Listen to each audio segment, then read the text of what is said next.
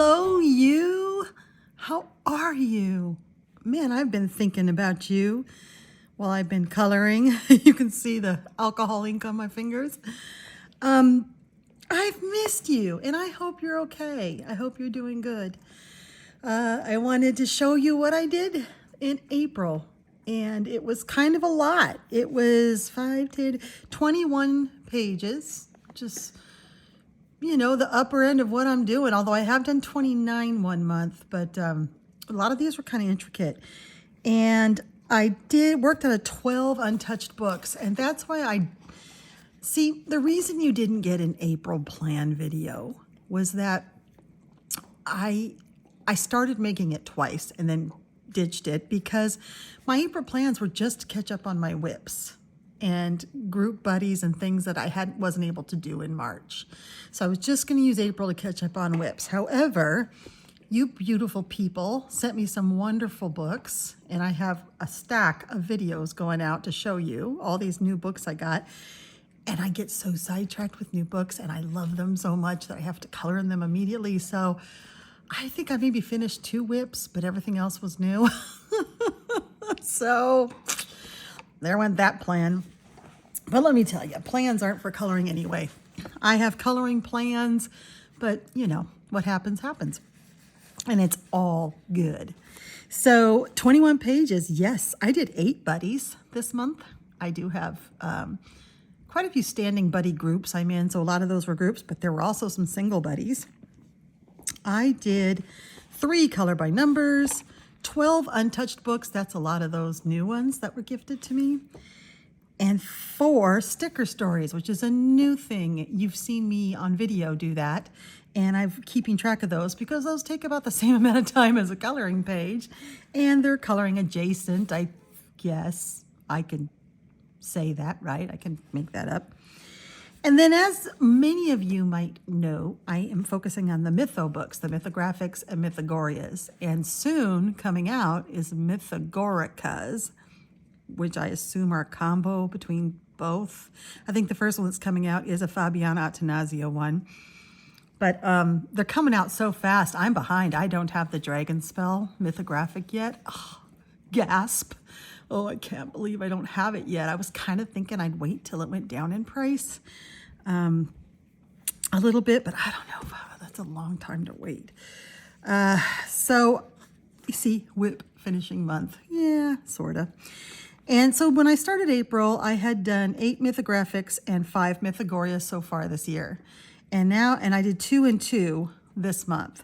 So my totals now, so far for the year, I've done 10 Mythographics and 7 Mythagorias. So that's 12 pages in January, February, March, April, in 4 months. That's great. That's averaging 3 a month. That's good. I thought, 2 a month would be great, but really getting into these. And I'm focusing on ones that I haven't touched yet. So I think I have no Mythagorias that are untouched, and maybe only 1 Mythographic. So yeah, you'll see these every month. Really exciting. But I did a lot of other things too. I'm so excited to show you some of these things. I had a great time in April. So let's get to it and let me show you my finished coloring pages. And because I didn't say it, you have clicked on Happy Catastrophe, and I'm Candice, or Sister Minh Bao, and I'm so glad you're here. All right, let me show you some pages. Oh, my obsession. Oh, I love this book.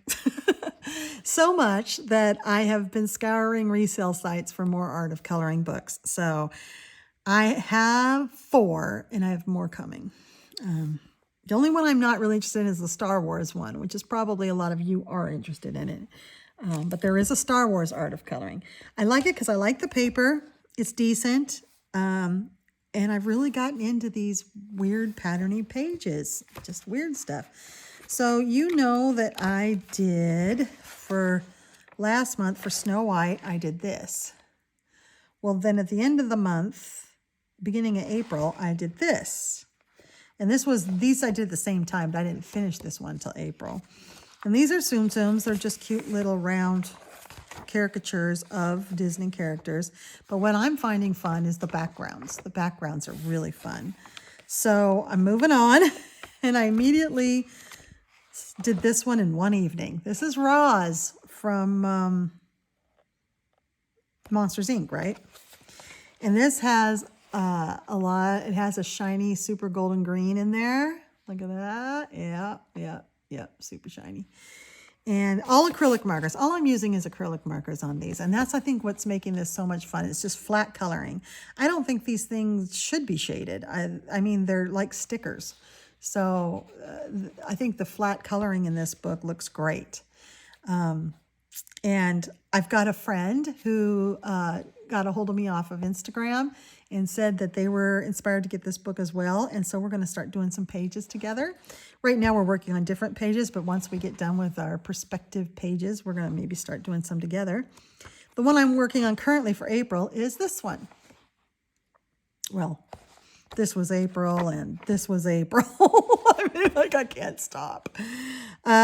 This one, I'm having a hard time finding black that doesn't require two coats. So I'm having to do and I wanted it kind of shiny. So I'm using a shiny black acrylic. This one here, just a no-name shiny black acrylic, came in a set. But I'm having to use two coats. So I'm going to finish the black, and then I'm going to have to go back in with the pink to straighten out the edges because I just don't paint that steady. And then I'll do the Tsum Tsums. The Tsum Tsums are always second to me. I like the patterns the best. But I really wanted this shiny black and pink. And I may go over, right here in this spot, I did put some glitter on it. So I might, that's kind of the shine I want.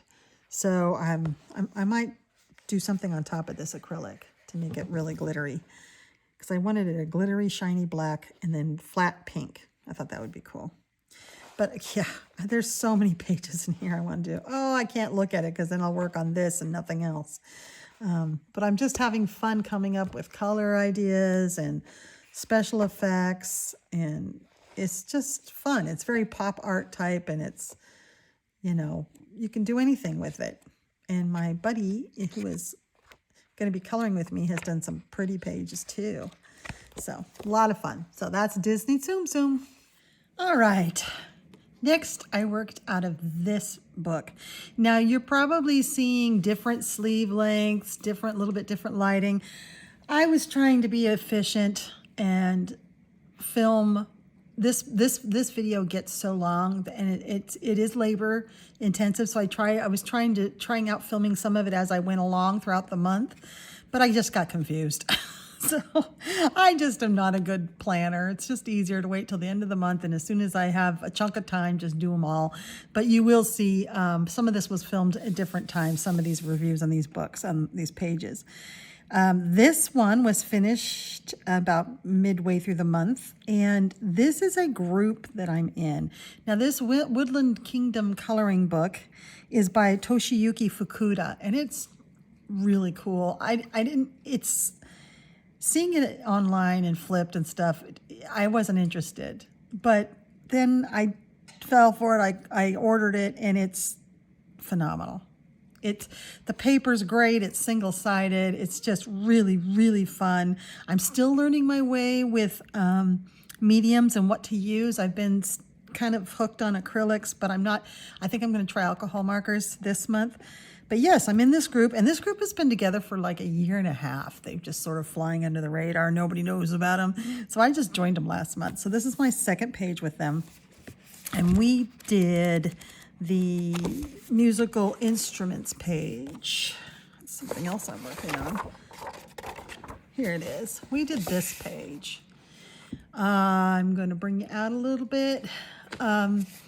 Again, I used acrylic, but what I'm doing is I'm using acrylic pens as paint, because I can control it better, and I can kind of give some shading and variations in the color.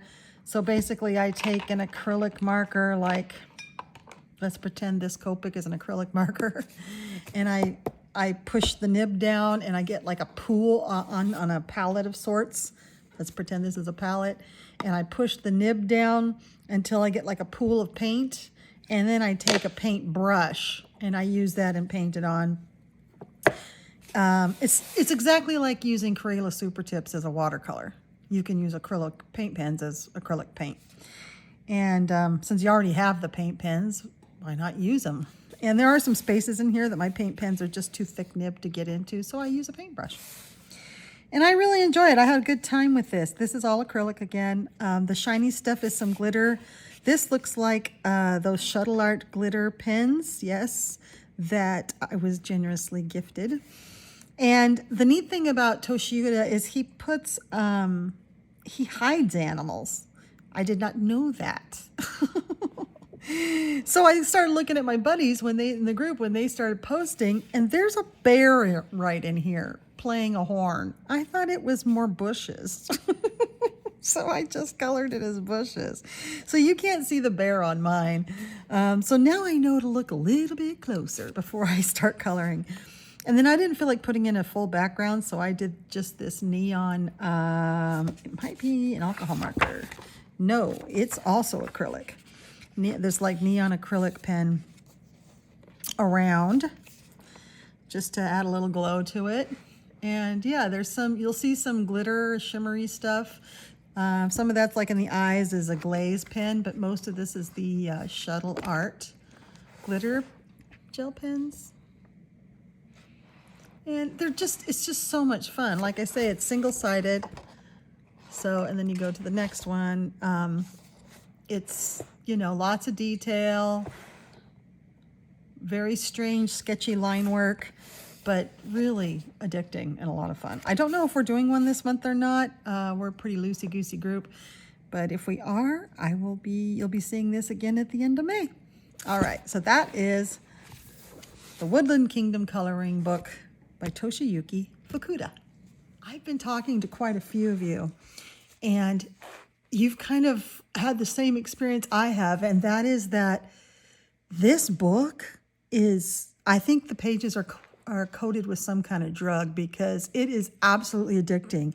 You just want to keep starting pages. So I have both whips and finished pages in here. So let's look. One of my whips is this one that I want to finish this month. It's getting pretty close. It's getting closer and closer all the time. I chose to make all her hair brown. I know that she's always blonde, and I just didn't want to do what was expected. I kind of wish I would have stuck with blonde. It would have popped more, but I'm going to wait and see. You know, it's at the ugly phase right now. I think that the green vines really show up well. So once I finish getting it, and it's in acrylic paint pens, once I finish getting the hair in, I think it'll look good. I think the browns and reds will look good. This was, I know I've told you before, it's either gel crayons or Neocolor 2s. It was one of those things. And then the rest is probably either acrylic paint pens or some, I have it written down, but probably the Tim Holtz watercolor crayons, because watercolor pencils, because I love those. And this is, yeah, same here. And then all this, the hair is acrylic. Just making it go faster than it would if it was pencil. So I'm really liking the way that's turning out. So I'll have that done by the end of the month. Then I have a really fun idea for this. All I've done is the shoes. I love the story of the red shoes. And so I have an idea for that one. So that'll be later. The finished one is this one. This is the ugly duckling who gets their vengeance. The swan's wrath. This was done with a lot of like, first off, the background was painted with a Kuretake Gansai Tambi granulating. No. One of their graphite colors. And then it was darkened even further on the edges with just some distress ink of black soot just rubbed on. So I wanted it to be pretty dark, and but not black. So I think that worked out pretty well. And then I used the granulating watercolor for the base of the swan, which is why it looks so blue, then pink, then purple. I mean, that's a granulating watercolor. And it is true, Kuretake is coming out with 5 more. They have the current 5, the Auroras. They have a new set coming out. It was revealed at the most recent Create Art 2025 fair thing that just happened. and it's going to be cosmic colors. There's 5 cosmic colors. I have not seen a good swatch of it yet, so I'm not sure what the colors look like. The advertisement, Kuretake, doesn't do a very good job with the swatch, so it's kind of hard to see. But of course, I'm going to get it as soon as it's available. And then the sparkly stuff on top is some sparkly watercolors that I have. I think the cheap ones from Temu is what these are. Yes, my cheap no-name ones. And then I was stuck with, like, I didn't know. I wanted to do something pow, but I just couldn't think of a color that would go with this purple. So I chose this yellow. I don't know how it works with the background, but it's what I did. And then after I finished this, I saw Nico Simi's, she on her YouTube, she did a kind of a speed edited coloring of this. Oh, the way she did it is the way I would love to have done mine. So I will be getting a second book of this when the prices go down and stuff, and it will be the only book in my collection that I have 2 of, because this is a phenomenal book, and I want to do these pages twice, because I'm going to be really sad when this book is done. And I think I'll try to do what Nico does on hers and do that bloody red that she has. It's really cool. And, you know, everything else is some form of, it's probably the Tim Holtz Distress watercolor pencils, maybe some Albrecht Dürer, but I like it. I like it. I like the swan itself. I like that it's iridescent and that it shimmers and shines. But when you look straight on it, you just see the color. But yeah, it was good for a first page, I think. And then, do I have another one that I've started? No, but I really want to do, ooh, I love this one. But I love them all. I don't think I'm going to do one of the mermaid ones in here for mermaid. I think a lot of people are going to do that, and I think I'll just hold off. I am thinking the next one I might do will be the Jack and the Beanstalk one, because it is so cool. Although, looking through here, I want to do every single page. It's the only book in my collection where I want to do every single page. And I have to put it away and then just not even look at it, because I can't not do it. Here's the Jack and the Beanstalk one. I love this one. Amy from Amy Ward Art is doing this, and she's been showing me progress pictures, and hers is so amazing. And it really inspired me. So, yeah. Anyway, so that's Dark Fairy Tales. So I finished The Swan for April, and I will finish Rapunzel. Great. Okay, put that over here. Did I show you this? Color and Reveal Animals. I can't remember if I did this in March or April, but I know I finished it at the beginning of April, but this is what I did. This is a really neat book. This is done by Thunder Bay Press, which was one of the reasons I purchased it. I got it used for just a couple of dollars, $7.50 off of eBay. And I might have shown you this already, but it's Color and Reveal Animals. The color palette is here, bright, pretty, fun colors. No more than 32. And there's little puzzles that you have to, that help you, that give you a hint. Here's your color key, and you can actually test your pencils. And it's got some tips here on how to do it. This is set up as if you've never done a color by number before, ever. So this is like for very beginners, except the pages themselves are not super beginner. They're beautiful. So here is like the page I did, the Noble Recluse. And, you know, it says, this majestic nighttime warrior hunts alone. Its orange eyes bright under the moonlight, large but fast. This intimidating animal is also a good swimmer, blah, blah, blah. It's on the Asian continent. So, yeah, it's a lion, or a tiger, I mean. It's a tiger. I mean, the puzzles aren't hard. And then it tells you what colors you'll need to pull together, which is really nice. so you can get your colors together, because you never know. And these are all puzzles for every single page. And then, yeah, it goes clear through to the last page. These are all puzzles for it in the color palette. And then you do it. And I knew it was going to be a tiger, but I really love the way they've done it. This is like the Colortronics, color by numbers. Feral Shoujo, she has a couple Colortronics books that she works out of every month. And they're like this, bright colors, fantasy. They're not made to look realistic. And I love it. I did it with some acrylic paint pens.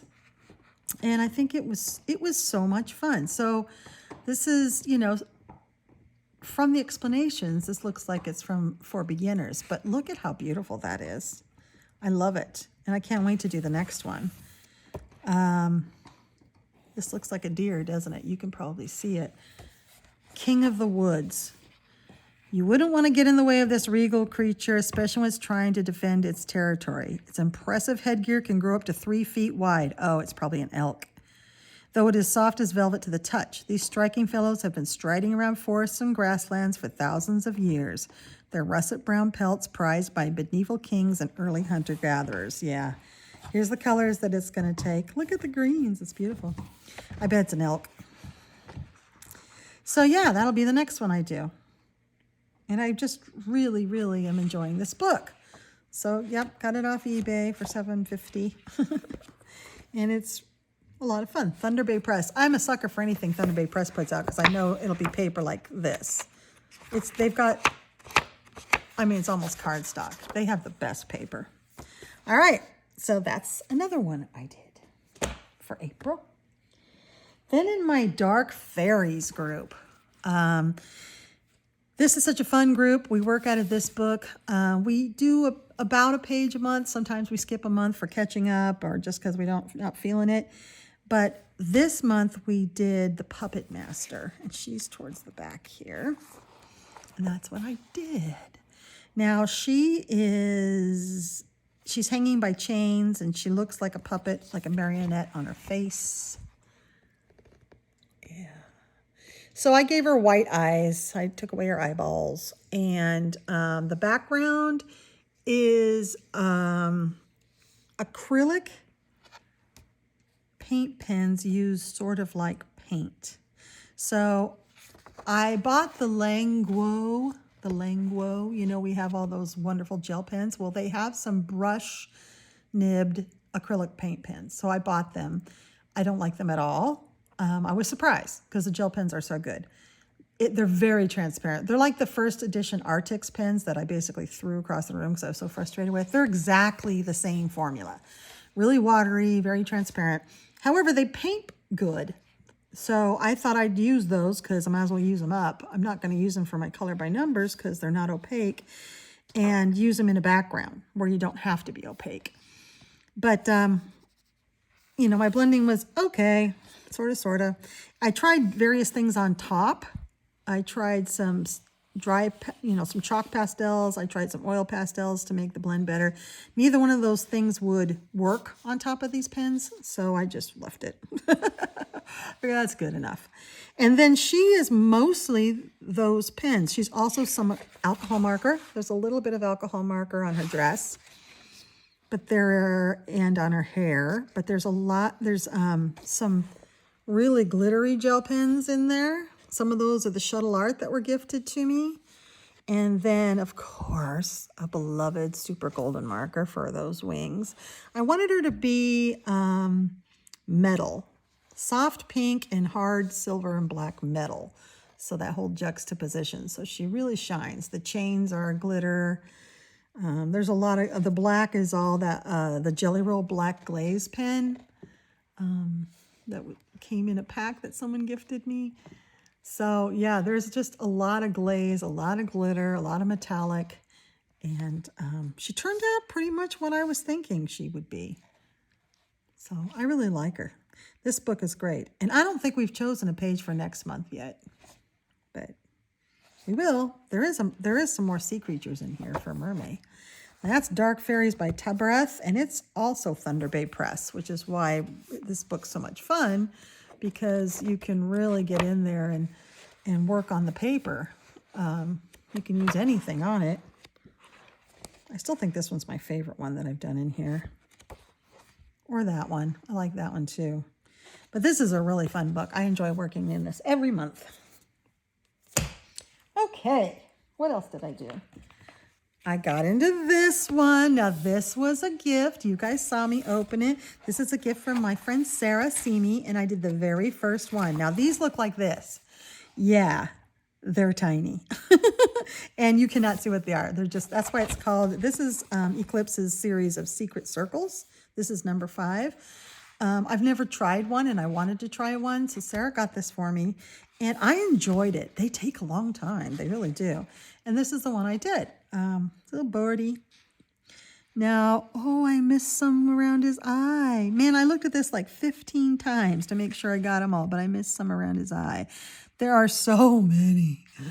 I did this with acrylic paint pens, and I did them with the Languo gel pens because they're tiny little nibs, and I can just get in there and do the circles.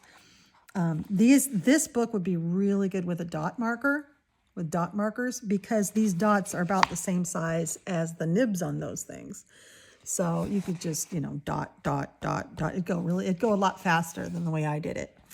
But this is fun. So it turned out to be a bird. I didn't know till close to the end what it was. There's some more I missed. Wow, it's really hard. These are hard. These are hard. You really focus, but they fulfill my itch for something teeny tiny, because sometimes I feel like that. So the next one I'm going to do, well, first I'm going to find all the ones I missed and fill those in, and then we're on to this one. And there's no hint at all. And then the color palette, like usual, is here. And it leaves you up to your interpretation, what you think these colors are. So that's Secret Circles number 5 by Eclipse, and I love all of Eclipse's books. Okay, let me show you what I did next. Okay, as you probably remember, Mythographics and Mythagorias are my focus this year for 2025. And I try to do at least 2 a month. I'd like to, so that way I get 24 done, but I'd like to do 3 a month if I could. And I have been doing 4 a couple of times. So this is the second, this is the first one I finished this month, the Mythographic. Now this was a buddy for last month, and this, I didn't quite get it finished, so it carried over to the first part of this month. And this is with Becky Hicks. Now let me show you Becky's first. Now hers is just beautiful. I love the purples. I thought that was such a neat thing. And I saw hers, I had already decided to make mine pinks. And I was about halfway through, I think, when I saw hers, or maybe not even that. I think I had started though. And I saw that she had gone purple, and I'm like, oh, this is going to be so much fun because I'm going pink, and it'll be fun to have them side by side. And I just loved it. So thank you, Becky, for helping me color this axolotl page. This was an untouched book for me, and she helped me get into it. So thank you so much, my dear friend. So piggybacking on her purple, here is my pink axolotl. Let me zoom in a little bit. And this was fun. This was a lot of fun. I knew what I wanted it to look like. I just wasn't sure how to get there. So I didn't use any alcohol markers, which is weird for me in a Mythographic, because every time I don't use alcohol markers, I kind of don't like the way it looks. But this one turned out. This is a lot of, let me grab, I actually used a palette, and I'm not a palette, I made the palette, but then I took notes, and I was really methodical about this page. It took me longer, but this has got acrylic markers. So there's a lot of acrylic markers in here. And then there is, this is acrylic too, isn't it? And then there are a lot of glitter pens. There's a lot of Languo gel pens, and I use Prismas for the water. So a lot of this is acrylic though, used like paint. I don't just rub it on with a pen. I and I get the paint out onto a palette, and then I use a paintbrush to pick it up and paint it on, because my Tulle Arts have a great formula of paint. I love it. So I use I like their paint better than the cheap paint I have in bottles, so I often use that as paint. And I did the sky first as a sunset or sunrise. I'm never quite sure. I tried a lot of different techniques to cover up the hidden objects. This one was just ignoring it and coloring over it. That doesn't work. You see it really clearly. I tried going over it with, what was this? Oh, just some product. I mean, nothing really covered it up all the way. A couple places I used the Dr. P.H. Martin's Bleed Proof White, but I found it was very hard to color over. So I don't think that's a solution either. That's something I heard from another colorist.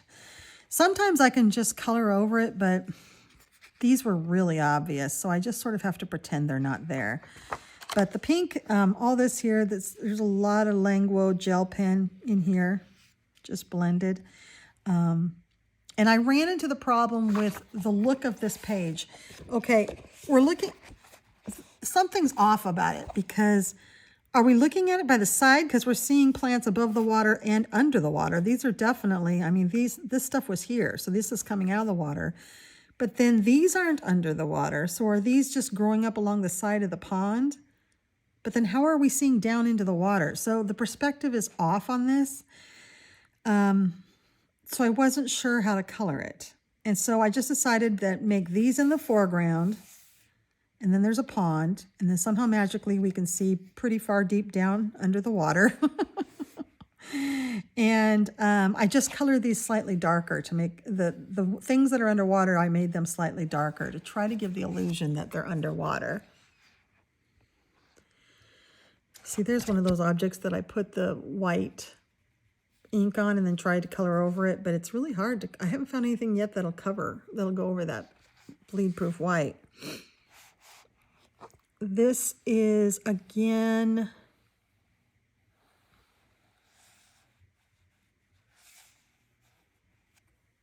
I think I've got something that I forgot to say, but it's not alcohol markers. Is it water-based markers? Yep. Oh, I think it's Neocolor 2s. I think it is. It's something like that. Oh, no, I know what it is. It's my Albrecht Dürer. I forgot to write them down. Yeah, I did something with Albrecht Dürer and these cattails. But so yeah, the Albrecht Dürers are some of these leaves and stuff too, and then some of them have more acrylic on them than others. I just sort of kept grabbing things that I thought would give me the effect I was going for. And I really, really like this one. I think it kind of fits the feel of the book. This is Fabiana. Yeah, this book is really dreamy. Oh, this is the other page I've been wanting to do. But I need to finish getting into all my untouched mythographics first. I think I'm pretty close.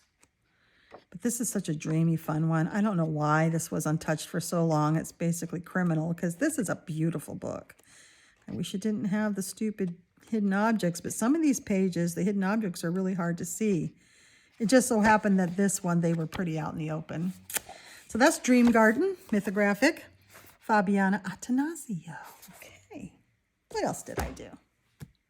All right, out of this lovely little book, I colored a page for Jamie at Finding Joy in Color. She has a hashtag that goes throughout the year that has to do with animals. It's the Wild Year of Color 2025, and the animal this month was frog.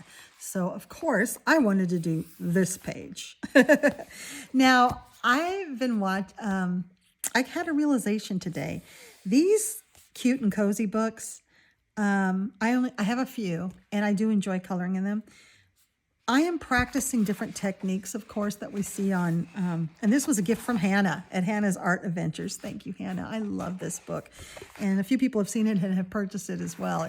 These Nook books are really fun. But I find these, these techniques that people are using in these little books, and I think that we're not giving them credit enough, because these techniques are kind of high-level techniques. I mean, it goes beyond alcohol marker shading. It's like true special effects techniques. So I've been practicing in these books, these techniques, and you will see in a finished page at the end of this month how some of that practice has paid off. because I did a page in a Mythagoria that I really love with some light source stuff that I learned from the techniques for these books, and I practiced in these books. So those techniques you're learning here don't have to be just used in here. You can use them, transpose those, and use those techniques in your fancier books. And that's kind of what I'm using. Besides relaxation, I'm using these books to practice techniques in, and I just love them. So this is the one I did. All alcohol markers. I don't want to get fancy in these books. The white is the white jelly roll that was gifted to me. I love it. Finally found a white pen I like. Thank you so much, my magic gifter. I did some of the dot stuff for the grass, and this is a stencil with distress inks. I have this lovely vining stencil, and I thought, oh, that would be fun, because it felt like it needed something. Even though it's round and it didn't really need anything, I just felt like I wanted to get rid more of the white. So I've said this before, I do not get a smooth blend when I do distress inks and distress oxide inks. No matter how hard I try, I am not a very good blender. So I embrace that and make it kind of, a spattered light type of look. I just let it be. So I really like this one. I thought it turned out well. I love that I went for the stencil and the background distress ink, and I'm going to do that in all of these because I think it made it more of an enjoyable page to look at. But I really liked it, and I felt like this library would have, those lights you put underneath your shelving to shine down onto the shelf. That's what I did. I put like shelving lights in this cute little nook of a library, and I love the frog perched up on the shelf. I think that is so cute. Yeah, it's just lots of little cozy things, It's just really cute. I love it. This makes me want to do another page in it this month. So yeah, I've been wanting to do this one. They're just fun to just practice techniques on and to relax, and I really think they are worth a spot in adult coloring. I really do. So that's Cozy Woodland Nooks by Little Nook. Thank you again, Hannah, for this wonderful book. All right. I finished another whip. This was at Christmas time. Do you guys remember when I did this one? And then I saw that there was a Mickey one, so I thought, well, I'll just keep coloring until I find Mickey. So I did this one, and then I did this one, and then Jiminy Cricket. And I'm like, where the heck is Mickey? And then I went in the back and looked at it. Mickey was this way, so I finished Mickey, and I never finished Scrooge. So Scrooge is done. I just need to paint the outside black again. And I think he turned out really well. I think this whole series of Christmas ones was a lot of fun. It's the Christmas Carol. He's playing Scrooge, Mr. Scrooge. And here's Bob Cratchit. And this is Jacob Marley. And I think she's playing Belle, but I'm not sure. And he's just one of the kids decorating the tree, and Jiminy Cricket is singing away. So that's kind of a run of Christmas ones in this book, and I'm really glad I finally finished it. These are so much fun. They're so fun and relaxing. If you like these Hatchet Hero color by numbers and you want one that's not so detailed, Mickey, Donald & Co. is not. As you saw my pages, it's pretty simple. There's a lot less colors, 10 or 12 colors, and big spaces. So yeah, they're not hard at all. See, I can even see that that's a duck. But a lot of fun, very relaxing. So finally finished that. Yes. All right, let me show you what I did next. Okay, if these have come out in the right order, if I've published these videos in the right order, you have seen this unhaul that I did, or haul that I did. I found this at Walmart for $7, and I love this thing. It's big. It's a big old pad of paper. It's by Melissa and Doug, and they have a website. And we finished this one together. So let's look at it again. Here it is. This book has, this one's hard to show because it's so big. It has pages like this that are blank. So you color them, and then you go to the sticker page for that. See, there's pages of stickers, and you put the stickers on.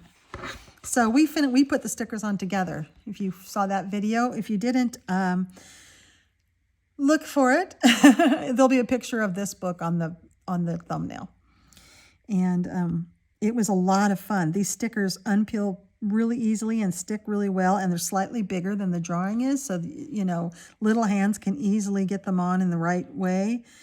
And then I had fun coloring things to be the same colors as the stickers, so that these animals that are in pairs, where only one's a sticker, the other one looks like it belongs to it. So this is just alcohol markers that I colored this in.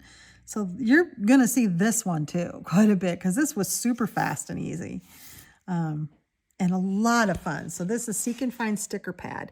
And if you're looking for this, I was with my client who likes to go to Walmart, and we were in the children's art aisle where the crayons are and the children's books are, not the adult books.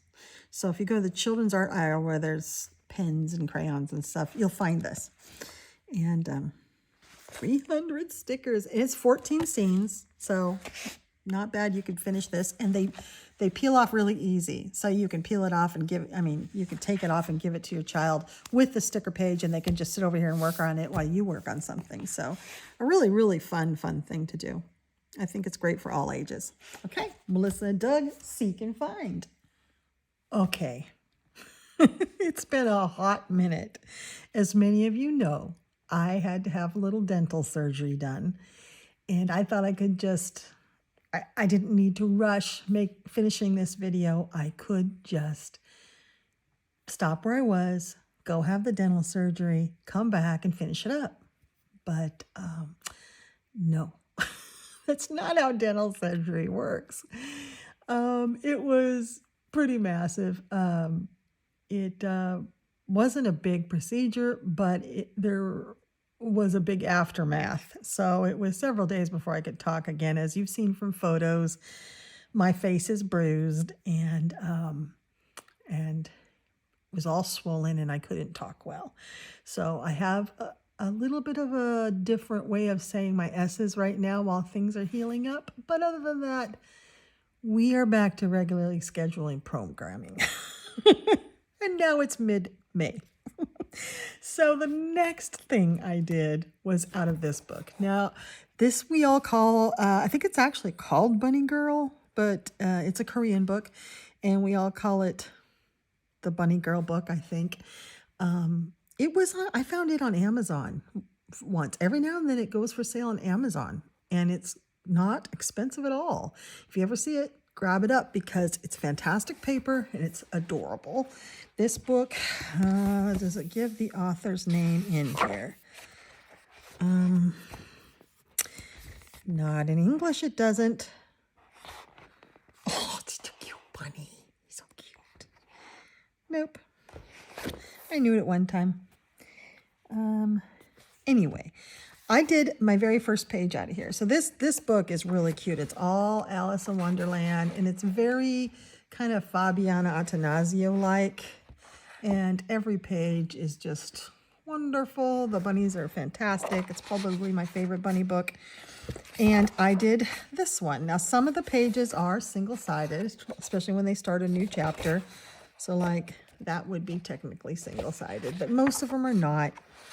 And this, again, usually when I do the first page out of a book, it's a tester page. So this was a lot of acrylic. I went over it with different acrylics. I was just playing with my acrylic pens at that point. And I was also purchasing some new ones and then trying those out. So this was a nice tester page. This background is a folk art acrylic paint in the, nope, it's apple barrel acrylic paint. I like apple barrel better. And it is peach, and it is so beautiful. I absolutely love it. And it lays down really flat, and I think that's only one coat too, which is fantastic.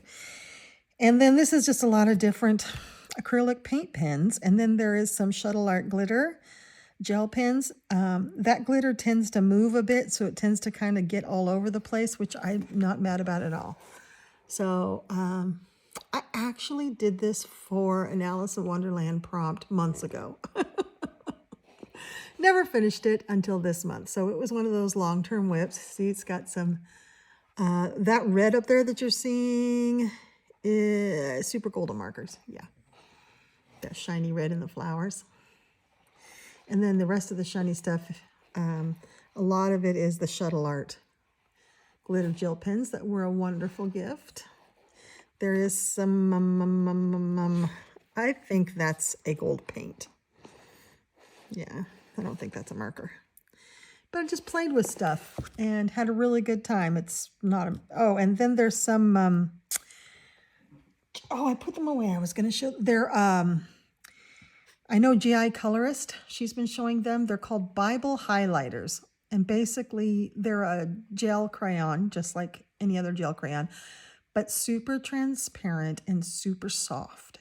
And they work great. I was playing with them with skin. And so I was using them for the rabbits and her and just playing with some of that to see if I like those sticks. And I do. I like them for backgrounds a lot. They're very pastel. And I think I got them off Temu or something. Anyway, so that's that. That was the bunny girl. Right on. And then I did a terrifying one from this wonderful gift, Gory Underworld.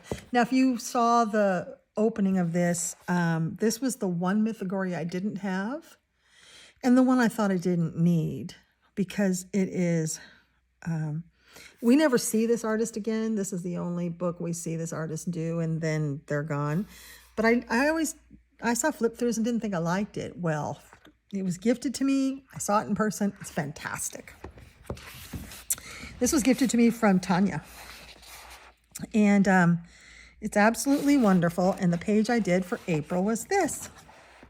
You might have seen it on my Instagram. I set it to the music White Rabbit by Jefferson Airplane. And I think it's fun. And Jack just decided he needed to start chewing on his little chew toy over there, so you might hear it. I really had the idea that I wanted something super gruesome behind her, and then her just standing there in like regular 70s housewife clothing is what I saw. And so I picked those kind of colors, you know, kind of a muted avocado. Remember back in the day, if you were alive in the 70s, avocado was the color of the century. You just had to have it. All your appliances were avocado. Sometimes your carpet was, rugs were, clothing was. Avocado was a color. And I put it with this muted orange and thought that looked pretty retro. And then I used those same colors as accents for her bunny head. But I just kind of wanted her to look like a creepy housewife that has just committed a major slaughter. This is all alcohol markers. I think the entire thing, yeah, everything's alcohol markers. Now the blood, I was using some red paint on something else. And it was like, ooh, this is really bloody looking. I don't want to use it. Oh, but wait. So I brought it over here and I was like, this is perfect. And then I added some shiny stuff to it. Now I have a shiny gold mixative that I can mix into paint, and it makes it shimmery. So I did like a regular red base, and then I put some more red on top of it with that gold in it, just because I thought it needed a little something else. It would have been probably more impactful without this glimmery stuff, but I don't know. I was into making things shimmery. I'm always into making things shimmery. And then I had a lot of fun with just my warm gray Copics and using them all in different ways to give this kind of weathered, old, abandoned cabin look. Yeah. And then I thought I would go to cool grays for the steps, but again, I need to remember warm gray and cool grays look funny together.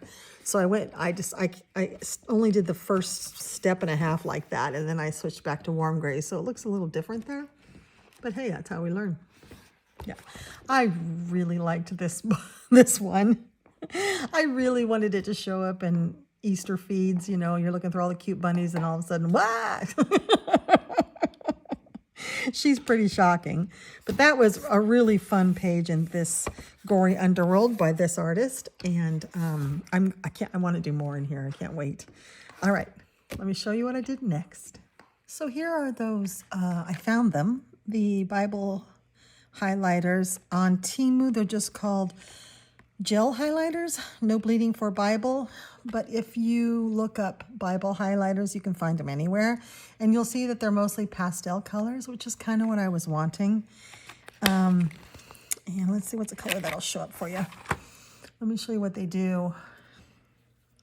They look just like any other gel crayon. They roll and they scroll this way and that way. And you put them on and you'll notice right off the bat, they're super slick and they're super soft and they blend out. You can hardly even see that one, but you put it on colored paper and you can see it and it blends out to something. But I use them a lot for backgrounds. See, it's like, they're real soft, real pretty. They look great in fancy books, like the all the Asian books. These make great backgrounds because they're so light and delicate. And I've really enjoyed using them. They do need fixed because I'm not sure how people use them for the Bible. Because, you know, it does, they will dry and they stay pretty well. I still fix them, just I fix any gel crayon. But some of them are kind of dark, so I'm not exactly sure, like, how is that a highlighter? You know? And then they spread out really smoothly, and they're real pretty. But just another tool. They're going to be less pigmented and more oily and spreadable than any of the other gel crayons. I don't think they're a sub for anything else, you know, Neocolors 2 or the Tim Holtz Distress crayons. I mean, those are all going to give you lots of pigment and such, and these are not. But for just like little highlights and stuff, or for a large area where you just want it to just be not white, have a color. Or you could do like maybe even a soft sunrise. I'm not sure. They're super cheap. These were designed by Funful, but you know, these aren't real organizations. Yeah, this came out from Temu, but I like them. You can find them on Amazon. You can find them anywhere. And there's probably a bazillion brands of them. I guess these Bible highlighters have been around forever. Who knew? Okay, so the next one I did was out of, woo, a big book, Magical Dawn. This was a gift. This one was gifted to me. Ooh, yeah, this is from Carrie Kay and Mindy, her sister, Coloring with Cats Among Orchids. That's what this one is. And we did a buddy. Who all was in this buddy? Let me look it up. Maybe this was just with Veronica. I did this with Veronica Dunn 66, and I will show you her page now.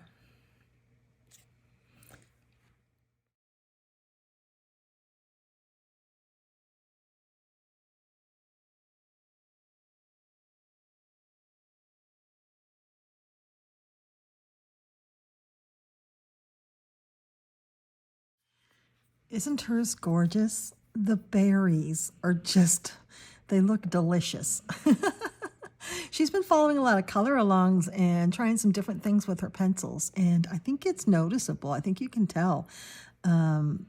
She really does a wonderful job, and I love budding with you, V. Thanks so much. Okay, so this was in my new book, Magical Dawn, and I did this page. Now, of course, I also do the other page because that's what I do with Hannah Carl's on, but because I like them to match when I open them up. But what I did here was, there's a bit of stuff in here. It's based with Albrecht Dürer, and there's also some paint pen in here. The background I tried with Albrecht Dürer, and I'm just still not very good with them. I do good basing in small places like this, but when I get to the big areas, I just can't seem to get it blended well. So I ended up going over the background with these. I love these. I want to get a bigger set of these. I don't know how I ended up with these. They're the coolest pencils ever. For one, they feel good in the hand. They feel almost like they almost feel plastic or metal, but they're heavy. I like the way they feel in the hand. And they're super duper creamy. I mean, they are really fun to play with. And you can cover a big space in a very short amount of time. Now, I just have this little set, which is basically just the primaries and then a purple and another couple of greens and blues extra. But I was able to help with the blending around to make it just sort of spotlight on the rabbit creature there. Oh, do you guys have these woodless Kohinoor pencils? I absolutely love these. I use them actually quite a bit on top of stuff to help with blending. But the rest is Albrecht Dürer. Anything other special I did in this? Oh, I did use some Tim Holtz watercolor pencils. I bet that's what's up here, because I'm much better with those than I am with Albrecht Dürer. And then just because I have years of experience with them, I only have less than a year's experience with Albrecht Dürer, and I'm still learning them. But I really, really enjoyed this. I wanted to make it a night bunny, and I wanted to kind of play with the light like that. And so then, you know, while things are drying, like this glitter pen, or, you know, when I just wanted to pop over here, I would pop over here. And I did this one in the same colors. Now this, the background is Distress ink, and there's a little bit of sparkle in there because it is glitter that has come off of this Shuttle Art glitter pen I used for all this stuff. Pretty sure that was a Shuttle Art. There's a Shuttle Art glitter pen in here, I know. This might have been something else. Can you hear Jack snoring?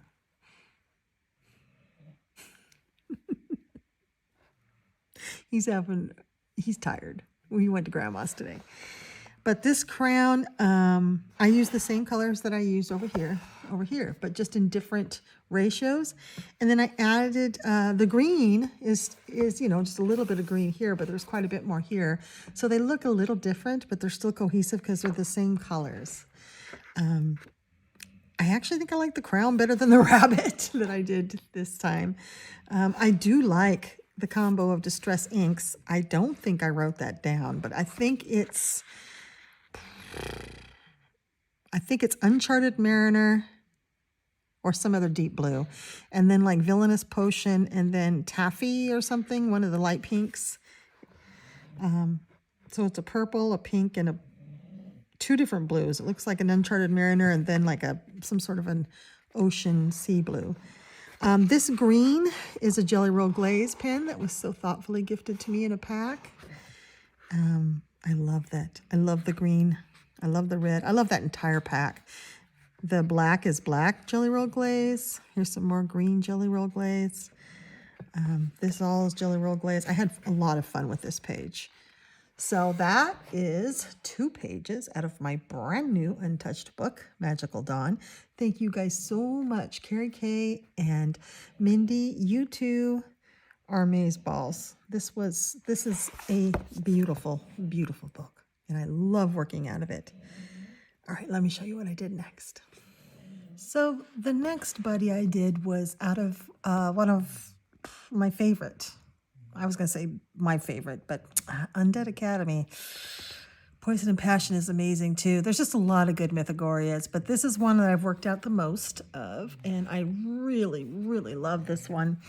And I do a lot of buddies with Paula from Coloring Mum, and she and I have done a lot of buddies out of this book in particular. So let me show you what she did. Okay, we chose this Baba Yaga page that I've been wanting to do for a while in this book, and look at what Paula did.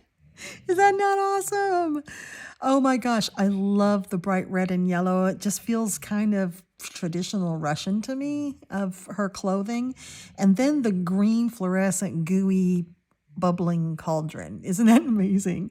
And with the bright green grass, and you can really see the chicken legs on the house, the way she's colored them. And that's kind of what Baba Yaga's known for, is her chicken-legged house that can get up and run with her.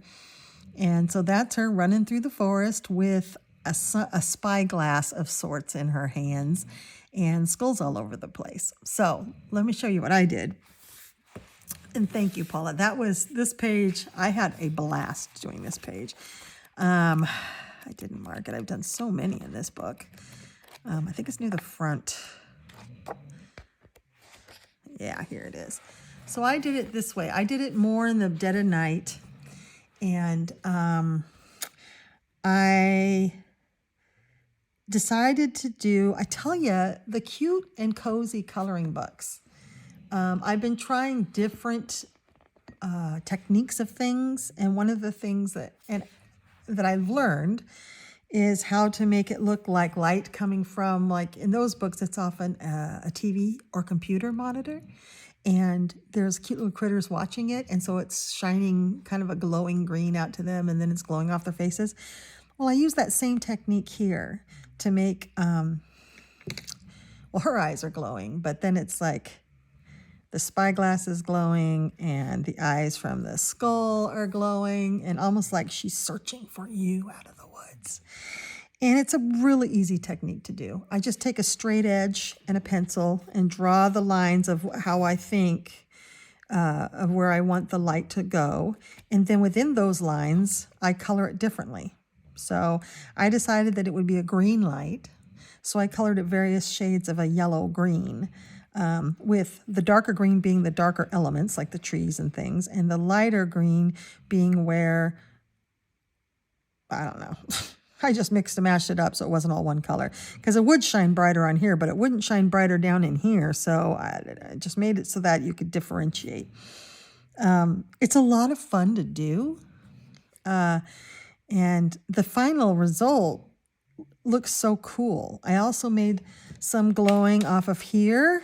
This is with a Lango gel pen. This is outlined in Lango gel pen. Her eyeballs are Lango gel pen. I also gave her a beard, because I think Baba Yaga would have a beard.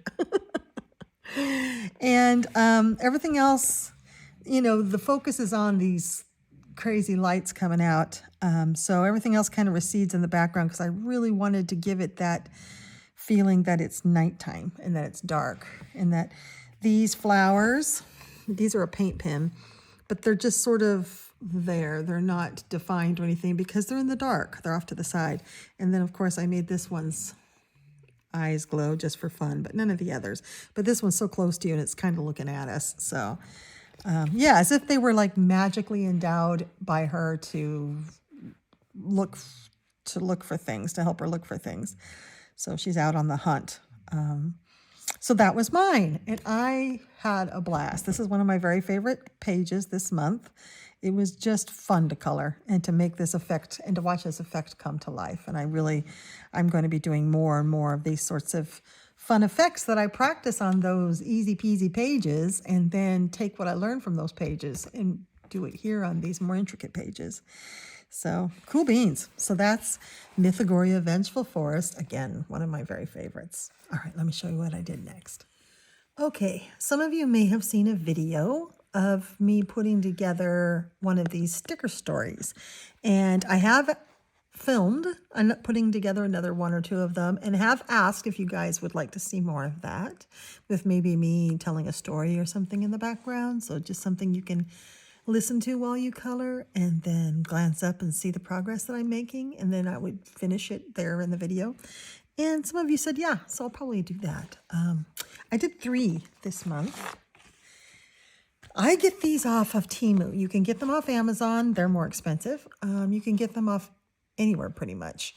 If you look up sticker stories, if you Google it, you'll even come up with websites that have them. There are some, they're pretty much, they must all be made by the same manufacturer, because you'll see the same ones over and over. But I keep track of them so that I'm not doing the same one over and over. And basically, these are, you get a blank canvas and all these stickers, and then you get a finished look. So that, and what I do is I have to use, like as if I'm putting a puzzle together, I'm unable to just look at the stickers and put them where I want to put them. I actually look at the picture and try to copy the picture. The trick with these is, because they're stacked on top of each other, because it's a 3D image, you have to start with the furthest back things. So like, let me get my fancy dancy tweezers. Like I would have to start with this bunting on the wall before I put the cat in. But the cat was separate from the stand, which was also separate from this dresser. So the dresser would probably have to go in next.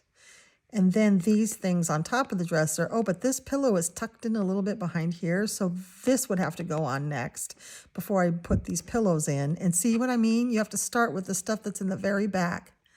And, you know, so I had to put this bunting, which goes across first, and this bunting, and then the roof, you know, and then this piece of furniture before I put the roof on. So it's really tricky. They're not easy. They're incredibly fun and relaxing, I think. They're not turn your brain off though. You really have to look and think of like, okay, this window I want to put in, but I've got to put it in first before the roof because the roof goes over the window. And if you mess up, you can peel them up and tuck things under and then peel it back, push it back, which I do every time. I'm getting better at these and I'm getting a little bit faster, but still this took me hour and a half, 2 hours, something like that. I should time them. I loved this one, the pandas. This came as a standalone. This is considered large. It's probably 10 inches wide by about 8 inches, or 6 inches tall. And it's considered a large one. They have smaller ones. I like the bigger ones. They're just, sometimes the bigger ones are easier because there's more space, but this one, they just really piled on the stickers. So this one was fun. I had some trouble down in here with the rocks, putting the rocks in the right order, because, I mean, all of it's blank. You're putting in the stairs, you're putting in everything. So I had to put together this living room before I put the upper story on. So there's things tucked in here that you can't even really see. It's really fun. I like it. If you like details and if you like stickers, this is a lot of fun. So this was the first one I did. And then this book came in. I bought this off of Temu because I thought, oh, how cool, they're all together in a book. Well, it turns out it's a little awkward because the stickers are on the first page, are all in the front. Then the pages, the blanks, are in the middle, right? So here's a blank that you're going to build on. And then the finished pictures are back here, and they're small. So I was constantly flipping. So what I started doing was cutting out pages and putting them out side by side, because the flipping, no, I don't need to be doing that. That's not restful at all. But once I started cutting them out and doing them, that was like, I'd cut out the stickers and put it to the side. And then I was still flipping to this though, because I don't think I cut these out. No, because there's multiple ones. What I did first here, so this book thing, although it would be a neat idea, is really pretty awkward. I like these better because I can have everything laid out and just go back and forth. The first one I did was this amusement park. This one was very hard. I kept putting things in the wrong order. Like, for example, I knew the trees had to go first because there's all these trees around. And I did pretty well. But then I got over here and got things out of order. And I kept having to peel things up and put things down. And I had some extra stickers left over on this one that I could not figure out where they went. So this whole book, all of the puzzles in this book are packed with stickers. Just packed. So this one was a lot of fun. There's a lot going on there. There's a there's a roller coaster and Ferris wheel and some water rides.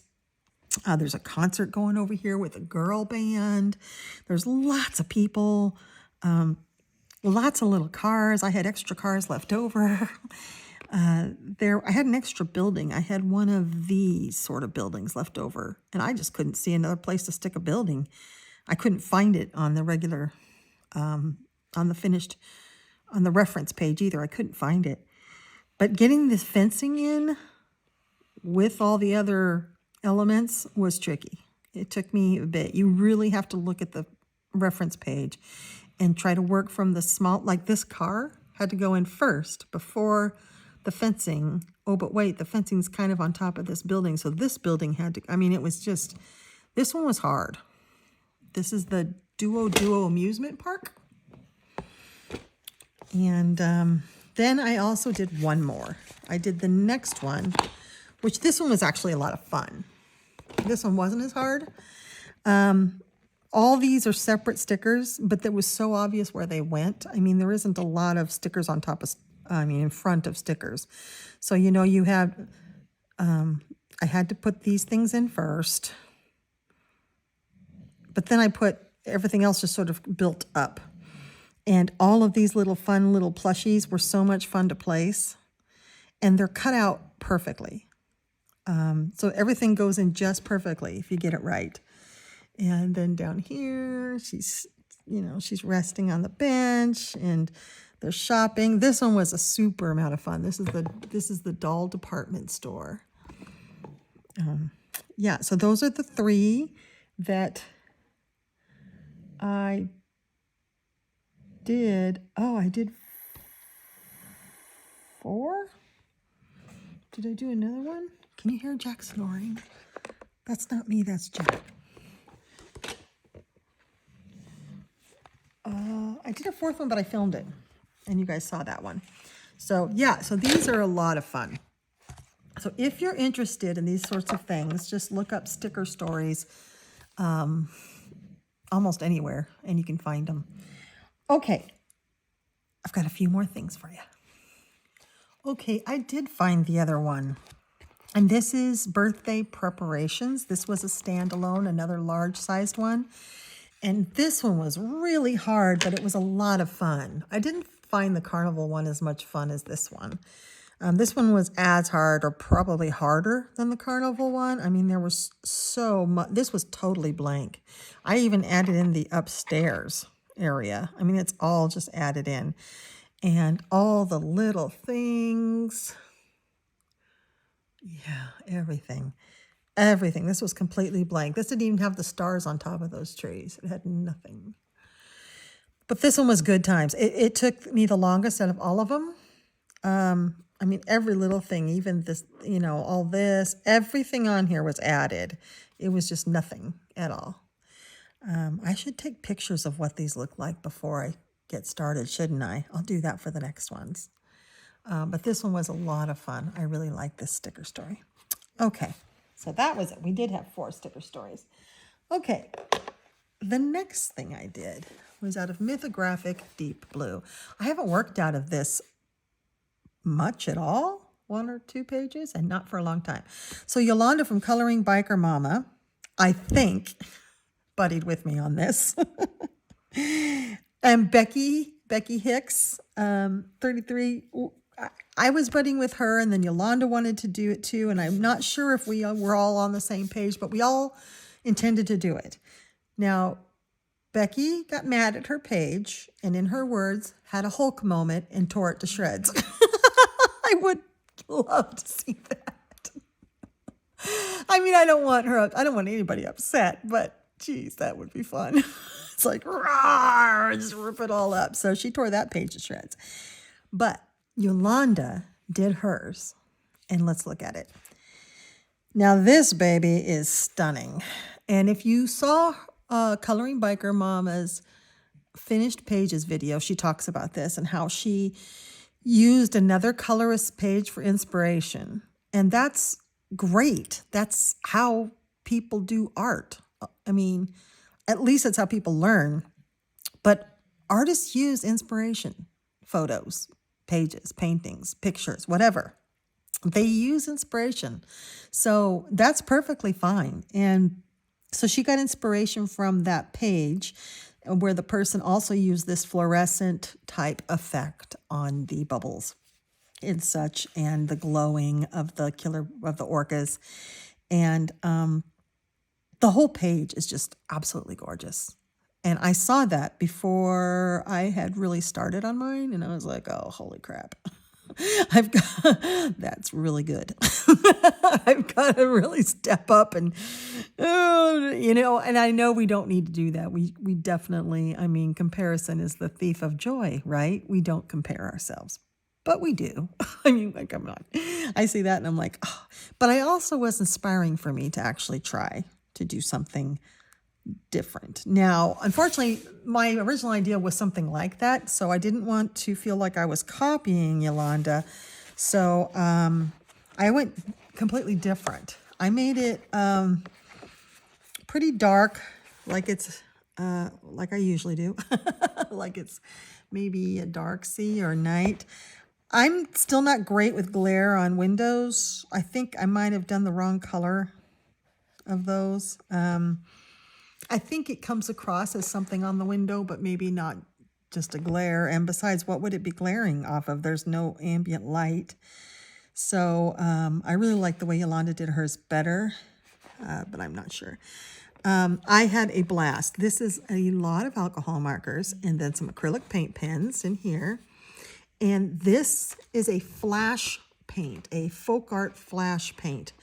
It's flash green. So it's like a black, dark paint, but then it flashes. See, without light, it looks kind of dark, maybe a dark olive green. But then when you catches the light, it flashes kind of a green gold. And I had just found it at some store on sale, and so I wanted to use it. So I thought, well, I'll use it for this and see if I like it. It's all an experiment. Almost all of my pages are experiments. And I did like it. And then I used some Languo, which acrylic paint pens, which tend to show up in everything I do now. And some glittery stuff here, not sure what that is. And then, you know what? This is the black flash, and it flashes green. The green flash is down here on the grass. It's a... Am I lying to you? That's a green flashy paint, but it might just be... I think I colored it green, and then I put this green gold flashy paint on top. Anywho, I'm not sure where I was going with this green grass, but I decided to make it shiny like the top, like there was so much shine on the top. So there's a lot of shine in this page. But the rest is all alcohol markers. There's no pencil in here. It's alcohol markers and Languo gel pens, except for the orcas, which are an actual big black pen. I think it's my Posca or Thule Arts, and this flashy paint. This didn't take as long as I thought it would. And it actually was a lot of fun. This is a gorgeous book. I just don't get in it that much. It's not, this is the one that I told you that when I heard that Fabiana was doing a deep blue, I was like, oh, these are going to be deep ocean creatures, which I love. I would love a coloring book of all those scary, deep, Mariana Trench, abyss type creatures. But it isn't that. It's mystical, magical creatures underwater. And I was kind of let down when I first got it, but then I looked at it more and I liked it. But it is, it's different. I don't know what some of these things like this, like what does this have to do with the ocean? I guess it's just a sphinx and she placed it underwater. But, there's an opportunity to do all kinds of fun things with some of these. This isn't my favorite book. I have done others. But this is one of my favorite pages, which is interesting, isn't it? I did one of my favorite pages out of not my favorite book, but I really had a good time with this one. This one, I felt like it was an apocalyptic page, and the planets were destroyed and this little robot creature, he had all that was left of Earth and was saving it in this sunfish until they could find a place to take it to where it would be safe. That was kind of my story behind here. That was a couple of years ago I did that. I don't know if I did any others in here. Oh yeah, no. Yep, this was only my second page. So thank you, Yolanda, whether you knew you were doing a buddy with me or not. This was a lot of fun, and I really, really enjoyed it. Okay, I only have a couple of things left. Be right back. So then I did a couple of cute and easy pages, and let's start with this adorable one from Roseville. Now, Roseville is a coloring book artist. She hand draws these in a program. She doesn't use AI, and she's all over Instagram, and she's trying to get her books seen. In the slush pile of these cute and cozy books, you know, everybody jumped on the wagon on this one. So it's really hard. This is a difficult market to get into. So if you're going to make one of these books, you're going to have a really hard time being seen if you're not one of the top 5 producers of these books already, because there's just so many. And the top producers are producing them, you know, one a week almost. So it's really, you know, for new artists, I'd try a different sort of book, because unless you're really different from all the others, which is hard to do, this cute and cozy thing is pretty saturated. But Roseville is trying, and I love her books. So I got one off Amazon. I'm not sponsored. I got one off of Amazon. I got this one. She has fairies and mermaids and witches, and all 3 of them are in this book. Sort of a compilation book. It is thick. You have a lot of pages, and they're adorable. So, and it's $5 on Amazon US. $5. So yeah, it's you know, terrible Amazon paper. And she says she wishes she could choose a better paper for you, but Amazon only allows standard quality paper. So this is what she's doing. She's got a Gmail here, in case you want to talk to her. She's a real live person. Very, very sweet. A really good colorist, too. And this is sort of her heart and soul that's in this endeavor. So you know, she asks for reviews. She's an independent artist. I just think she's great. So this has a mermaid section, a witches section, and a fairies section. And she has other books, too. And her mermaids, well, all of her coloring, all of her books, but her mermaids are so unusual because they're in unusual settings. Like, this looks like sort of like a Japanese onsen, but we're looking through a doorway at this girl. I mean, I just love that they're different from any other chibi mermaid book I've seen. And that's also what made me purchase from her, because even though these are handmade, these are from her own imagination. I love this one. Isn't that great? If they were the same as everything else, I still wouldn't buy it, because I just don't need more of the same. But these are different. Her mermaids are different. They're drawn differently. They're in different situations. And they're interesting. This one, the whole room is filled with water and everything's floating. Like, I've never seen that. And a little mermaid in a corset dress. Isn't she cute? And they've got pointy ears and everything. Mermaid in a fishbowl. Yes, we've seen that, but not drawn like that. So this is the one I did. And I was trying lots of different techniques. Some worked, some didn't. That's the way it goes. It's alcohol marker based, everything is. And then various things on top. Some languid gel pens. Well, this is the white in the languid gel pen. And there too. And back here. And then around, and then it's, you know, alcohol markers on the crystals, but then some white on top. I'm still working on crystals. You know, I don't have a good set way of making crystals, and I probably never will, because I don't like to do the same thing twice. So sometimes they turn out, sometimes they don't. And then for her hair, I just kept adding more stuff and bling to it, and I was having a blast with that, and I thought that added a lot to the page. There's a lot of sparkle in her eyeballs. I just wanted her greens and golds.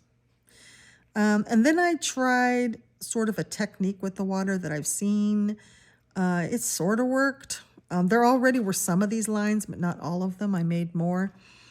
I think it gives the illusion of water, but I think I could have used a better choice of colors. I think there's too much stark difference between all these blues to make this look like real water. But anyway, it's a fantasy page. And I made it fantastical outside too with the moon. I just dabbed alcohol marker on that, making it look more like a moon. And then I just tried some different things around it. I just kept playing and playing and playing with this page. And I had a lot of fun. Yes, it's Amazon paper, but it kind of, you know, well, I've said this before. This cheap Amazon paper is so far away from being anything that we would ever find in the natural world. Like, I don't even think there's an ounce of cotton in it. Maybe there's tree pulp in it, but it's so artificial that it can almost take anything, really. It just doesn't ever disintegrate. It may wrinkle up real bad, and it does. I have a page in another book that I did for May that wrinkled real bad, just with glitter glue. But it won't dissolve. I think when the world ends, what will be left is cockroaches and Amazon paper. I think those are the two things that will still be left on Earth. Because it just doesn't, I mean, it doesn't die. So you can pretty much do anything. So this is the only page I've done so far in this book, and I really, really liked it. I had a blast. So I'm looking forward to doing more. See, these are her mermaids. She's great. And then, you know, it goes on. I love this one where it's like the water's halfway up the steps. That's cool. The mermaids then end and it gets to witches. And they're adorable. They're cute little chibi witches. I really want to do this one because I want to make these lights and make light shining off of her. And I love her long hair. Cute, cute, cute. See, just witches doing witch things. I love this one where she's sitting on a blow-up ball. Or actually, I was thinking this was one of those exercise balls, but looking at it now with some wisps of smokes, I bet it's a crystal ball. But they're kind of like in school and they're cleaning. I mean, adorable, right? And then you get, I love her cat. And then you get to, oh, I love that one, even though she looks sad and grumpy. And then you get to the fairies, chibi fairies. And that's the third section of this book. And these are great. They're kind of a combo between the witches and the mermaids because they got the pointy ears of the mermaids.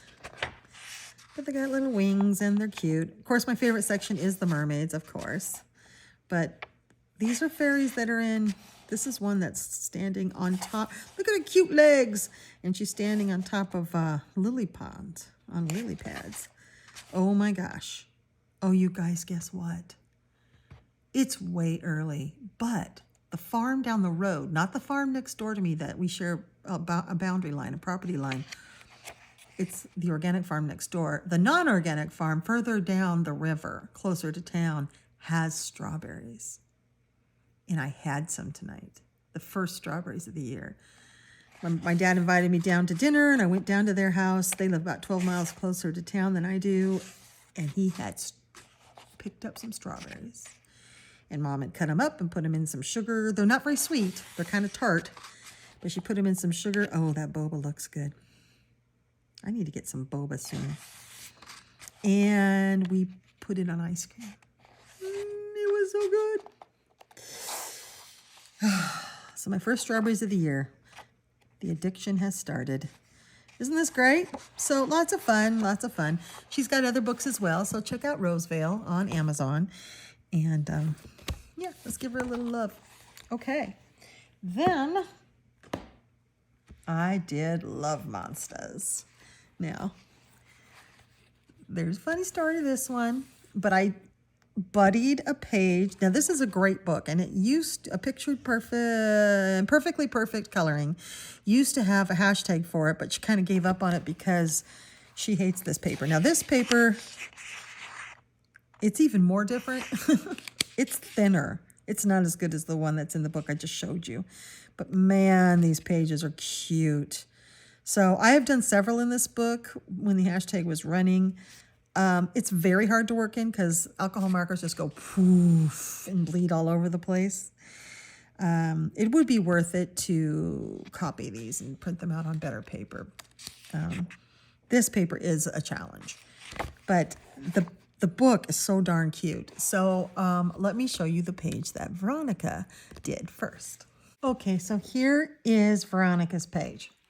Now she chose this page because there was a bunny for Love Monsters. It seemed to be a great page for April.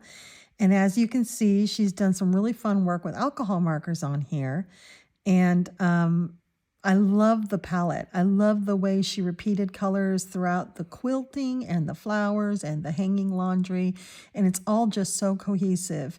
And even how the monster hanging the laundry is a form of the purple that's used in the quilting, but darker, so it stands out a bit. And I think that this is just so thoughtfully done and so darn cute. And so she did this. And I'm going to show you what I did, and I think you'll immediately see what the problem is. So this is what I did. Okay. That's not the same picture. But it's got the bunny. It's the exact same bunny, just copied and pasted from the other page. What happened was I was having kind of a brain fog day, and I'm like, oh, I got to do that Love Monsters page with the bunny in it. And I flipped through, and I found the bunny, and I did the page. I didn't bother to go back to our chat and look and confirm, but I just remembered this bunny. Well, it's the same bunny as the other one. And so, you know, and the bunny, and it's the same basket, and it's the same, I mean, everything's the same. Here, let's look at Veronica's again. See that basket and the laundry and the bunny sitting on it? Okay, let's look at this one again. Look, it's the same exact piece of artwork. It's just copied and pasted over here. So, I totally thought this was the right page. And I had a lot of fun doing it. I did it all in alcohol markers, and I did a lot of those. There's a little bit of Language gel pens in there. The way I made this kind of look foggy and soapy was I put white acrylic pen and then smeared it with my finger before it was dry.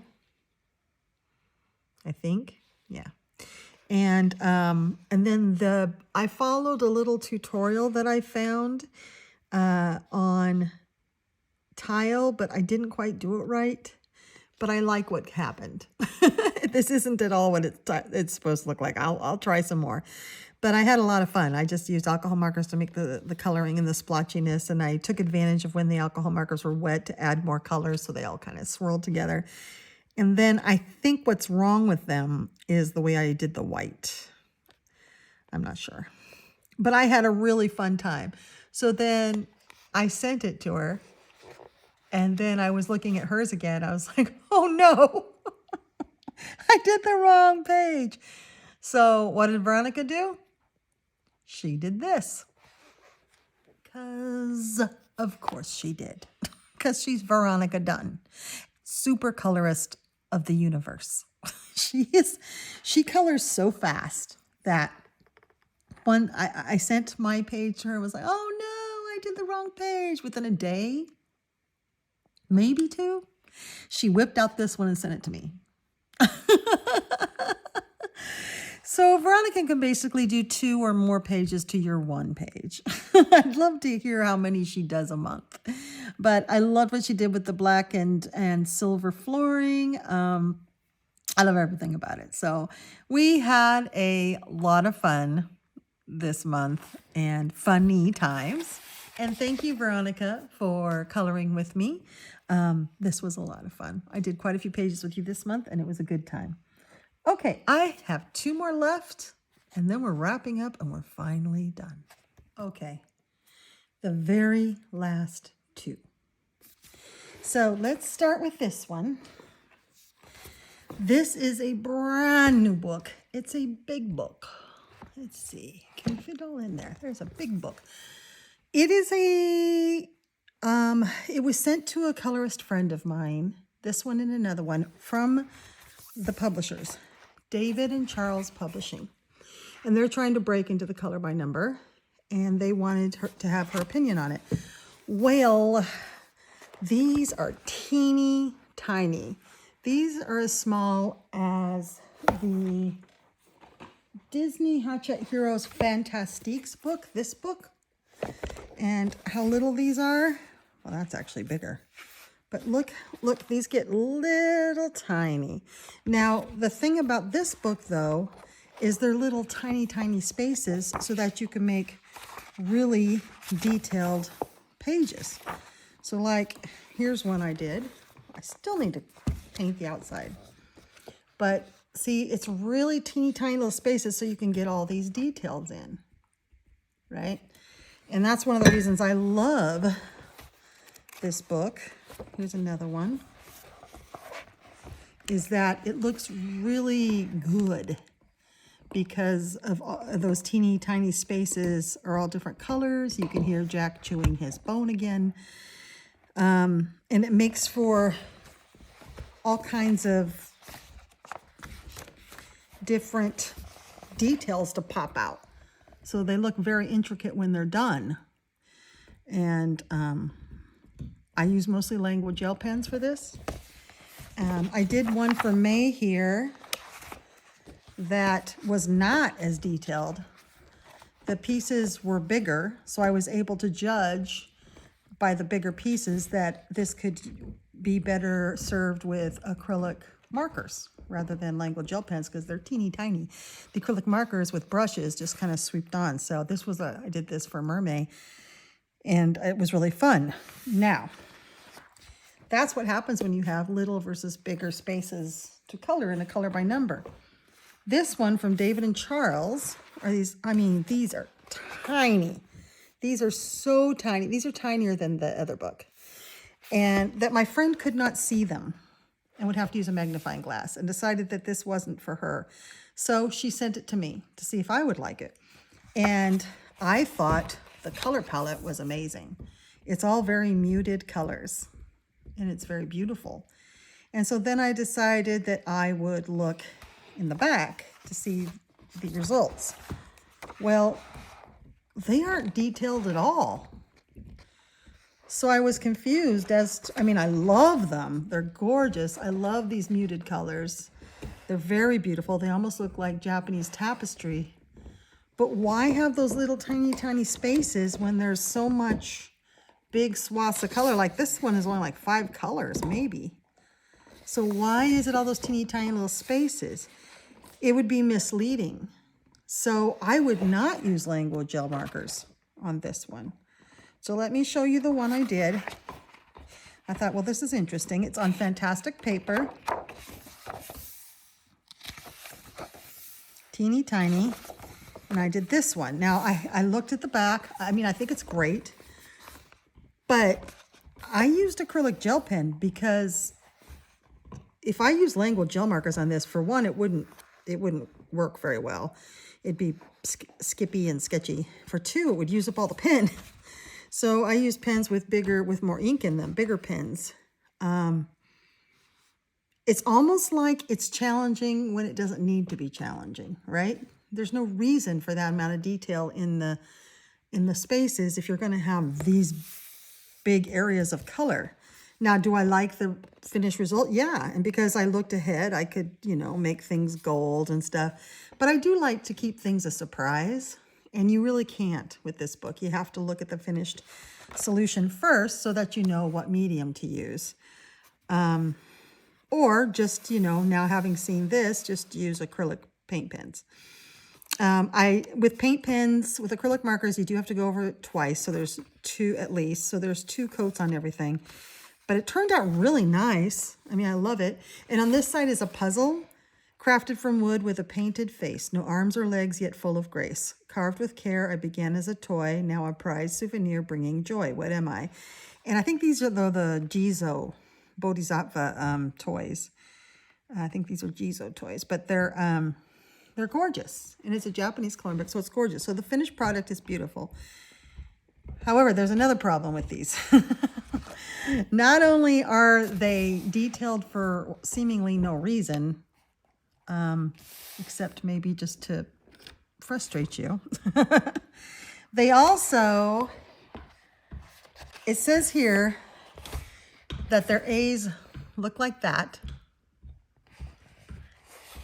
What most coloring books do is try to make their letters all look different so that you can see the difference. However, it isn't the case here.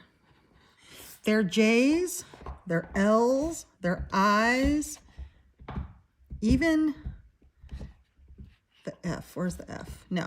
J, L's, and I's all look very similar on the page. It's very hard to tell the difference when they're that little. And then the F, the R, and the T are also hard to tell apart. But another huge problem is that the A's would be fine, except that's not how they're drawn. That's not the font that's used. What's used is, I don't need to color in the book when I have a piece of paper somewhere, don't I? Yes. Yes, yes, yes. Their O's look like this. And their A's look like that. I cannot tell a difference most of the time. So I'm having a really hard time. So instead of making an A like this, they're trying to make it like this. But there's a little thing here, and they're very round. It's just the wrong font. So that's a mistake, because that's not how they list it here. Here they list the A looking like that. So there are some problems with this book. It's like looking at this, I can tell the T, I can see what's a T, but man, J's and I's look a lot alike, because I's are like this and J's are like this. You almost can't tell the difference. There's such a little tiny curve. So it's really a lot more difficult than what it should be. It shouldn't be this hard to figure out what color you're going to use. And there's no black lines, which a lot of people, really like black lines, because that's either the first or the last thing you do, or you trace the black lines around. There aren't any here. I love the book because I love the subject. And I love this palette. I think this palette is gorgeous. And I think the finished projects are great. I mean, these are beautiful. But this is a really difficult book, and it doesn't need to be. So, David and Charles, if you're watching me in this book, let's see, where are you? Here you are, David and Charles. You need to fix a few things before you can really before you can get a lot of us on board. For one, you need to justify why these are so tiny. I don't want to struggle for these tiny, tiny little spaces in order to get that. This is beautiful, but it doesn't seem like the payoff that's worth it for really struggling and having to get down here with a magnifying glass. Also, you need to fix the font so that the A's look like A's. Now, some of them I see the A. That one, this one here, I do see the A's looking like that front A. But the one I did, they did not. So maybe they made a mistake in that page. Let me see if I can find another A. Yeah, those A's are correct. The I's and J's look a lot alike, though, and so do the T's and R's. You just need to use capital letters, I think. I think that using these lowercase letters, things look too close.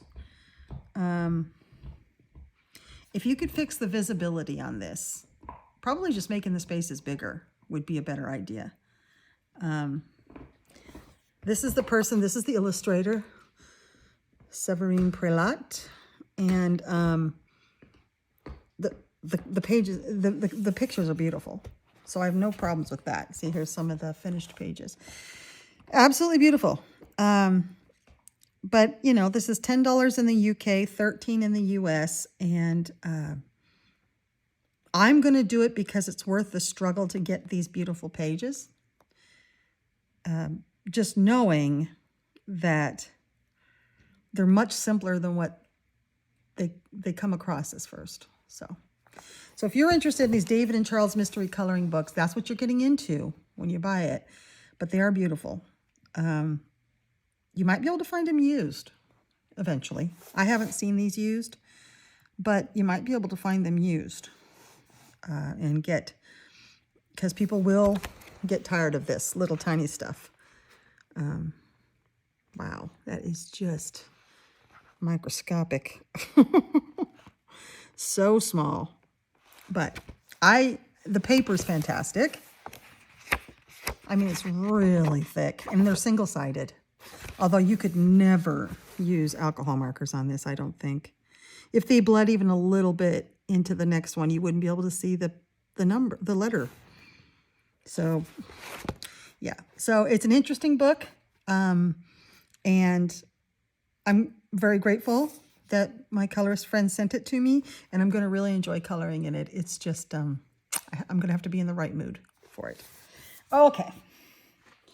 Last one. Ta-da! Life of Witches. I'm in a Life of Witches group. If you have these books, there's 3 of them. And this is the compilation of all 3, but there are 3 of these books. We have a group that picks pages. If you only have 1 or 2 of the books, that's fine. You can join in on the months we pick pages out of that. We all take turns picking pages. It's very loosey-goosey. And these pages just color up so beautifully. Yeah, the paper sucks. It's Amazon paper, yes, and it's the thinnest of thin of Amazon papers. But they do really color up nice. This is the one we did last month, and they're just fun. I don't know. I love them. I use alcohol markers and some gel pen, and that's about it. The one we did, in fact, this is the one we did last month, isn't it? Let me make sure. I just pulled right to it. I've been in this group for a few months now. I've had all my ducks in a row. Ducks in a row.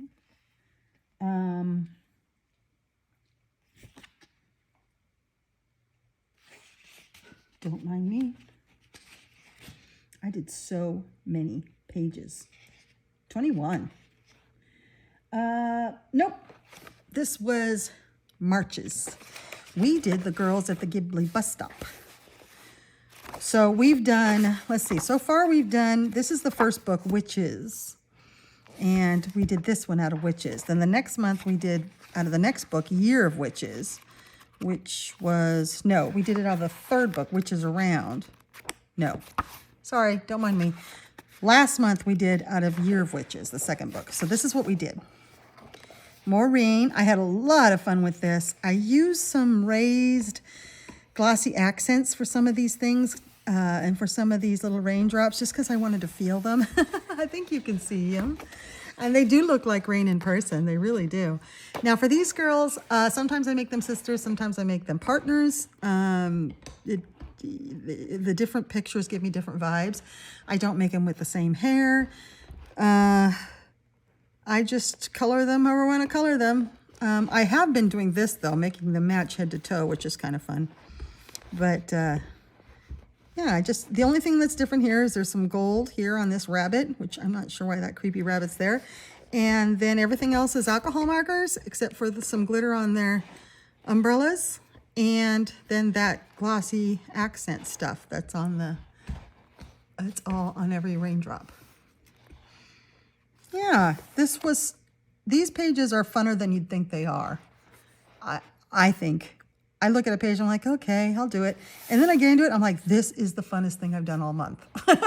It's so great. So if you want to join us this month, we are doing, in the third book, which is Around, we're doing the lily pad page. And it is adorable. In fact, almost everybody in the group has finished theirs. I usually finish mine towards the end of the month. We're doing this page. This is in Witches Around. So if you have Witches Around, this is the one we're doing. Because it's the closest thing to a mermaid that was in here and being underwater. There's 2 pages where they're in water, and this one was just so much fun. You can do so many things to it. But these books are great. And she also has Lonely Pumpkin, and there's a couple of those. I have the compilation of those. And then there is Lonely Pumpkin's Christmas, and I have that one. That one's a standalone. And she's coming out with a new series. So keep an eye out because it's coming. And it's like a cute chibi thing, which I'm a little bit disappointed because we have enough of that, I think. But I love Usiku, so you know I'm going to get it. But I might wait and see if she puts out another one. And if she puts out a second one like that, then I'll just wait for the compilation. Because I like these big compilation books. I think they're a lot of fun. There's so many pages. I like chunky books. Let's revisit my stats since it's been like a week and a half, 2 weeks since I've done that. So we have come to the end. It may be an hour and a half for you. It was 2 weeks for me. And a surgery. So I did 21 pages. And out of those 21, 12 were untouched books. So a lot of those are new gifts. You guys, I can't tell you how much joy you bring to my life. I just start giggling. I don't know. I can't express how happy that everything, when you reach out to me and ask me how I'm doing, when you send a gift, when you just comment on my videos, I mean, you just all bring me so much joy. I did 8 buddies. I did 4 sticker stories and 3 color by numbers. Now, the only book I didn't show you that was finished was my March page for Dimensions. I finished it in April, but I can't find my Dimensions book. I have misplaced it somewhere. I don't know where. And that's weird for me to actually lose a book. I mean, that's unusual. So I haven't been able to do my May page yet. So I'm still looking. But if you're interested in working through Dimensions, there is a Dimensions Instagram group. Let me know and I can get you in there. And then my focus is, of course, as you know, Mythographics and Mythagorias. And so far, year to date, I've done 10 Mythographics and 7 Mythagorias. So we are heading into our 5th month, and in 4 months, I've done 17. So that's great, pages in those books. I will have some more this month, maybe just 1 and 1. Or 1 and 1. I'm doing some horror mermaids out of some Mythographics. So those will make the cut. I think you saw I've done 4 pages that I've finished, but I've also got a bunch of whips that I started that are almost finished. So it's going to be another big month. I've actually got some really big ones that I'm finishing.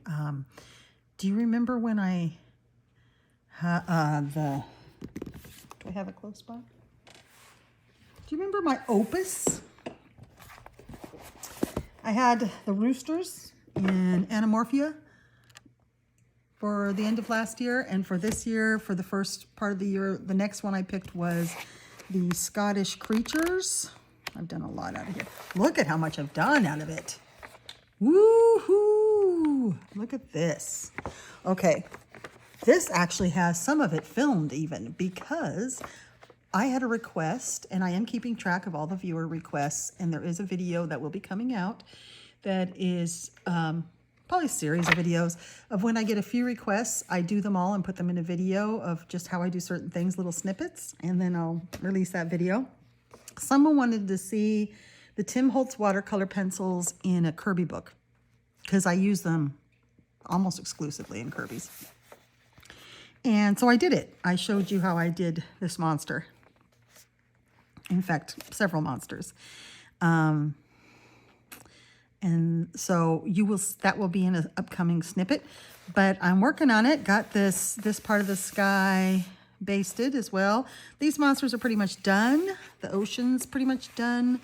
I'm having a lot of fun with my Derwent color softs. I have a used set of 24 that I got off of Mercari or something, and they work really well on this paper. They're soft and squishy like Prismas, but not they're just this side shy of being as soft and squishy, so they keep their point just a wee bit longer. So I actually enjoy them better than the Prismas. So I'm going over things with those. And actually these rocks I'm coloring just with them, which is unusual. Usually I use the Tim Holtz watercolor pencils, but I really wanted to see what the Derwent Color Softs would do, and I'm loving it. And I'm using them to go over the sky that I based in watercolor. So this is coming along really well. Of course, I did this huge dark sky, and then I realized that's a lighthouse. I should have probably done light coming from it, don't you think? So we're going to pretend this lighthouse is dark. Like the light went out. And that's why the monsters are coming up on it, because the light was protecting it from the monsters, but the light bulb went out. And so now the monsters are coming. That's the story, and I'm sticking with it. So that's coming along really well. I'm going to get that finished, and then we'll have to start on another opus. If you haven't heard me use that term before, I don't even know if I'm using it right, but I'm using it for like a giant 2-page Kirby spread. And to tackle, and just to take as long as it takes, and to show you as I go along. So all this was done with Tim Holtz watercolor, and I haven't even put any pencil on top. I may do a little bit more shading, at least on this one that's so close, but I may not. It's also just fine by me. I could darken up some things, but I kind of like it. So there isn't a whole lot to be done. I could get these rocks smashed out in 45 minutes with Tim Holtz, half an hour, but I'm having too much fun with the Derwent Color Softs right now. So now that I've started, I got to finish with them. So I'll just get those done. And then I got to do a little something with the clouds, something up here, finish going over the sky, and it's pretty much done. Yeah, isn't that great? I love Mythic World. I've done quite a few in Mythic World. But yeah, so that'll be coming out, showing you how I use the Tim Holtz. And I also use them in another book that's got Amazon paper, so that you can see how to use them on a lesser quality paper. All right, thank you for being here on this crazy journey of a video. And I am back. So I will see you in the next video. Okay, love ya. Bye-bye.